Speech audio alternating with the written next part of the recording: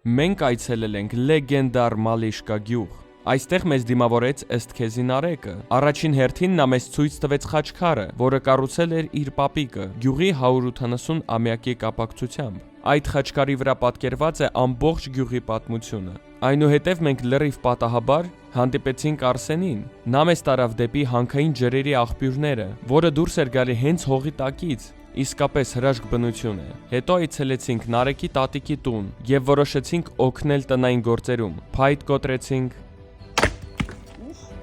գոմաղբը տեսակավորեցինք, սովորական գյուղական աշխատանք էր, բայց յուրահատուկ ջերմությամբ։ Հետո գնացինք այն դպրոցը, որտեղ սովորել էր Նարեկը։ Հանդիպեցինք շրջանավարտների հետ, խոսեցինք կրթության կարևորության մասին եւ այն մասին, թե ինչպես յուրաքանչյուրը կարող է օգտակար լինել մեր հայրենիքին։ Եվ այո, 100-րդ անգամ հիշեցրինք, որ սա հայկական ազգային նախշերի հետ որևէ կապ չունի։ Սա մեր այցելած 8-րդ գյուղն էր 953 գյուղից Հայաստանում, եւ մենք խոսք ենք տալիս ձեզ գնալ բոլոր Հայաստանի գյուղերը։ Անպայման լայք դրեք, որ նյութը տարածվի, եւ մեկնաբանություններում գրեք, որ գյուղ գանք մյուս անգամ։ Շնորհակալություն։